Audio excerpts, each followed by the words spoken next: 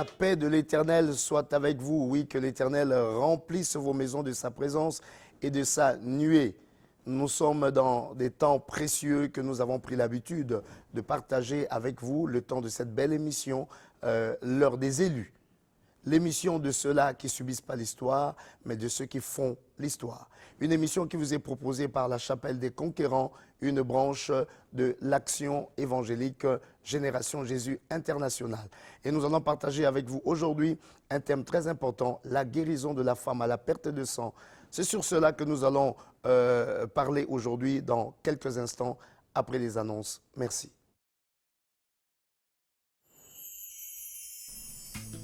Votre église, la Chapelle des Conquérants, située derrière le tribunal, est heureuse de vous recevoir tous les dimanches pour ces 2 cultes d'action de grâce. Venez nombreux, prières et moments d'enseignement vous y attendent. Alors voici, chers amis et frères, nous allons partager donc aujourd'hui sur le thème la guérison de la femme à la perte de sang. Et nous allons lire ce texte dans la parole de Dieu, dans les Écritures. Dans Marc au chapitre 5, nous lirons du verset 25 jusqu'au verset 34. Voici ce qui est écrit. « Or, il y avait une femme atteinte d'une perte de sang depuis 12 ans. Elle avait beaucoup souffert entre les mains de plusieurs médecins. Elle avait dépensé tout ce qu'elle possédait et elle n'avait éprouvé aucun soulagement, mais était allée plutôt en empirant. Ayant entendu parler de Jésus, elle vint dans la foule par derrière et toucha à son vêtement. Car elle disait, « Si je puis seulement toucher ses vêtements, je serai guérie. » Au même instant, la perte de sang s'arrêta et elle sentit dans son corps qu'elle était guérie de son mal. Jésus connut aussitôt en lui-même qu'une force était sortie de lui et se retournant au milieu de la foule, il dit, « Qui a touché mes vêtements ?» Ses disciples lui dirent, tu vois la foule qui te presse, tu te dis qui m'a touché. Et il regardait autour de lui pour voir celle qui avait fait cela. La femme effrayée et tremblante, sachant ce qui s'était passé en elle, vint se jeter à ses pieds et lui dit toute la vérité. Mais Jésus lui dit, ma fille, ta foi t'a sauvée, va en paix et sois guérie de ton mal. La femme à la perte de sang. Cette femme souffrait donc pendant 12 ans, dit la Bible. Pendant 12 ans, elle était malade. Elle avait une perte de sang. Vous pouvez imaginer dans quel état elle était, dans quel état difficile était cette femme qui déjà hygiéniquement avait des soucis, qui encore, même sentimentalement, ne pouvait pas avoir accès à un mariage quelconque. Et même encore, elle subissait une exclusion carrément de la société, parce qu'en ce temps-là, en Israël, une femme qui avait la perte de sang était en état d'impureté et donc ne pouvait pas se rapprocher des hommes. Cette femme était donc pratiquement exclue de la vie. Et le monde peut nous amener dans une exclusion totale du parcours, du chemin dans lequel Dieu veut nous amener. Cette femme était donc malade. Et la Bible nous dit qu'elle avait beaucoup souffert entre les mains de plusieurs médecins. Elle est partie dépensant son argent. La solution que cette femme avait trouvée, c'était une solution normale, scientifique, la médecine. Elle est partie chez les médecins, mais la Bible nous dit qu'elle a fait médecin en médecin. Elle ne trouvait pas de guérison. Au contraire, son cas s'empirait. Les médecins étaient donc incapables de guérir cette femme. Parce que, mes bien-aimés, dans ce monde dans lequel nous nous trouvons, il y a des lois. Il y a des lois inférieures et il y a des lois supérieures. Quand les lois inférieures sont incapables de résoudre quelque chose, on doit passer à des lois supérieures. Ceux qui sont dans le monde de la justice, ils savent qu'il y a toujours des mondes de recours. Quand il y a une cour qui a traité des choses, on peut passer à une cour supérieure qui peut casser la décision de la cour qui est inférieure. En matière de toutes les lois, il se passe aussi les choses de la même manière. Alors, il y a des lois scientifiques. La médecine relève des lois scientifiques. Je suis un homme des sciences et je connais un peu la rationalité qu'il y a dans ces choses. Mais il y a une loi qui est supérieure à la loi scientifique. Et cette loi-là, c'est la loi divine. C'est Dieu qui établit les lois inférieures, les lois scientifiques, les lois économiques et toutes sortes de lois qui peuvent exister sur la terre, c'est Dieu qui établit ces lois. Mais seulement Dieu ne se limite pas à ces lois. Il a des lois qui sont des lois supérieures à ces lois scientifiques, économiques et autres. Et quand les choses scientifiques ou autres seront dans l'incapacité de résoudre notre problème, il est important que nous ayons le regard vers la loi supérieure. Et cette femme, donc, avait passé 12 ans cherchant la guérison auprès des médecins. Elle n'a pas trouvé cette guérison-là. Elle était en train, en fait, de faire agir cette loi qui était une loi inférieure. Elle n'a pas trouvé satisfaction. Et Dieu veut nous montrer ici que nous pouvons recourir à une loi supérieure. Et c'est ce qui s'est passé dans la vie de cette femme. Elle n'a éprouvé aucun soulagement. Et la Bible nous dit, ayant entendu parler de Jésus. Un deuxième principe sort ici. Non seulement ce principe-là qu'il y a des lois qui sont des lois supérieures. Si donc ton problème ne trouve pas solution à une loi inférieure, refère-toi une loi supérieure. Et la loi qui est au-dessus de toutes les lois, c'est la loi de Dieu. Dieu a la souveraineté. Il donne l'ordre sur des choses et des choses obéissent.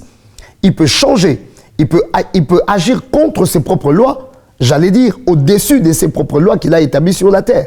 Parce qu'il a la souveraineté. C'est lui qui établit une chose, a le pouvoir de faire exception dans la chose. Et Dieu peut faire exception de ces choses-là. Il en a le pouvoir. Dieu a le pouvoir de guérir une maladie que la science a déclarée incurable. Toi, mon frère, ma soeur, qui souffre d'une maladie incurable ou difficile à être guérie, ou une maladie qui te contraint à des traitements qui sont difficiles, je t'annonce que dans le nom de Jésus-Christ, tu peux trouver ta guérison.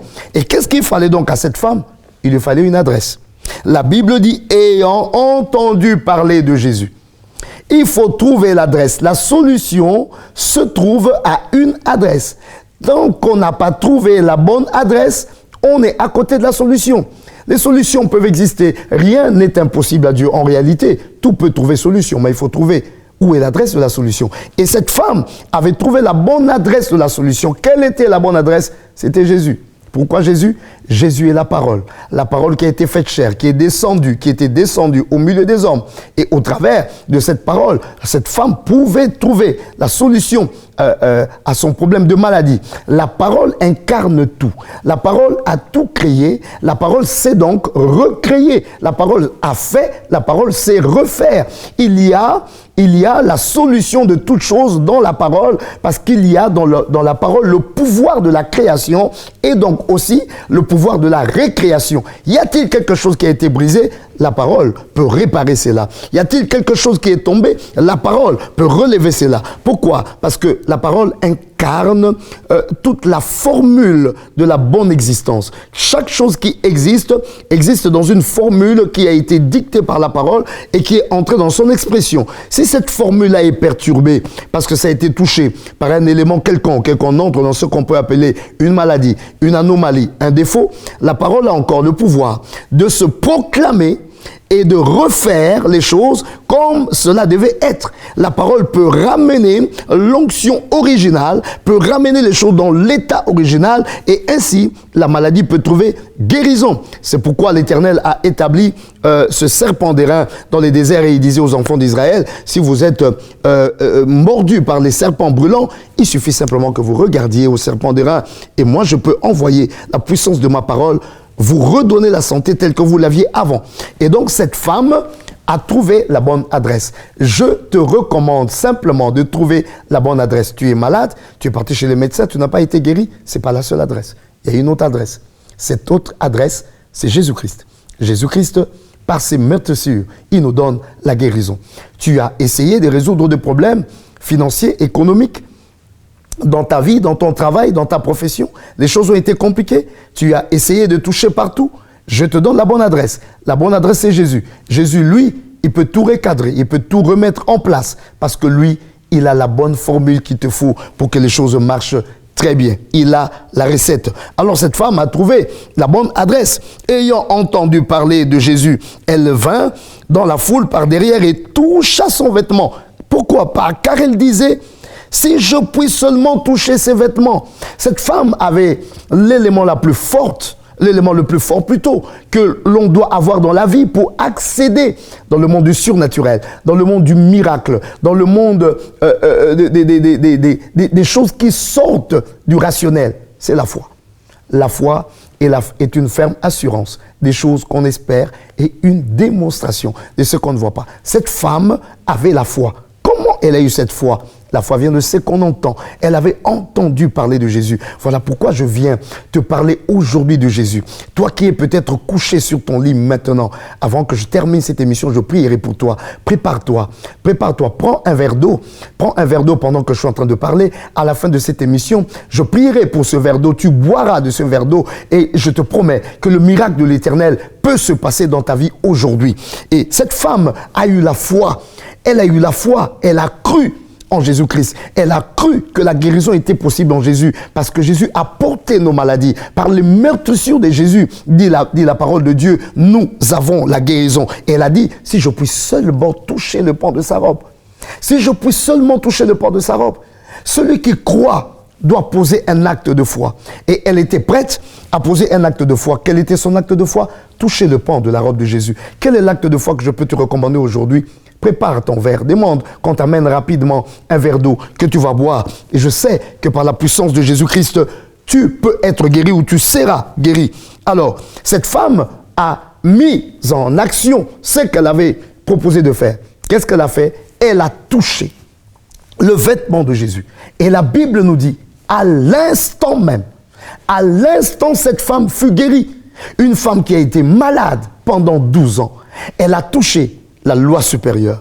Elle est allée à l'adresse qu'il fallait. Elle a agi avec la foi. Elle a posé l'acte de foi. Elle a cru en Jésus-Christ et elle a touché le pan de la robe de Jésus-Christ. Et là, quelque chose s'est passé. Quelque chose s'est dégagé de la robe de Jésus. Quoi? La puissance. Oui, notre Dieu est un Dieu de puissance. L'évangile est une puissance pour le salut de quiconque croit. Si tu peux croire aujourd'hui à cette parole qui n'est pas ma sagesse, cette parole qui n'est pas un cours de l'université, mais cette parole qui est la vérité qui nous a été donnée par le Seigneur notre Dieu, révélée au travers de son Fils Jésus-Christ qui a payé le prix de ces choses il y a 2000 ans à la croix de Golgotha. Tu peux aujourd'hui être touché par cette même puissance qui était sortie de la robe de Jésus. Ça peut te toucher à l'instant. Alors si tu as pris ton verre d'eau, laisse-moi prier pour toi. Jésus-Christ est le même hier, aujourd'hui et éternellement. Dieu puissant, à l'instant que je proclame cette parole, que ta puissance puisse entrer dans ce verre d'eau que ton fils ou ta fille a préparé pour cette circonstance, que ta puissance de guérison y soit, et qu'en cet instant, buvant cette eau, que la force, la même qui était sortie de toi le jour où tu guérissais la femme à la perte de sang, parce que tu n'as pas changé, que cette même force agisse maintenant, que ça opère dans son corps, que ça reparamètre tout, que ça reformule tout. Je proclame la guérison. Toi qui souffres de la maladie de diabète, toi qui souffres de l'hypertension, toi qui souffres de l'hypotension, toi qui as des problèmes cardiaques, toi qui as des problèmes au niveau de ta tête, toi qui as des problèmes de fibromes et des myomes, que la guérison divine te soit accordée. Reçois ça dans le nom de Jésus-Christ, par la foi. Bois ce verre d'eau maintenant. Je proclame la guérison. Je proclame la guérison. Que la puissance de l'Éternel soit avec toi. Mon frère, ma soeur, tu peux te rapprocher de l'église où l'on prêche Jésus-Christ en vérité pour qu'on puisse te suivre et prier davantage pour toi. Nous te proposons de venir à la chapelle de Conquérant. Nous avons des services de guérison chaque mercredi à partir de 17h30, ou tu peux encore nous suivre le dimanche à la chapelle de Conquérant derrière le palais de justice, dimanche 7h30 le premier culte ou 9h30 le second culte. Que l'Éternel vous bénisse abondamment. Jésus-Christ n'a pas changé. Amen. Votre église, la chapelle des Conquérants, située derrière le tribunal, est heureuse de vous recevoir tous les dimanches pour ces 2 cultes d'action de grâce. Venez nombreux, prières et moments d'enseignement vous y attendent. Yahweh, tu es l'Éternel qui ne sommeille ni ne dort. Alléluia, l'Éternel est le que tu agis, les hommes sont dans l'étonnement.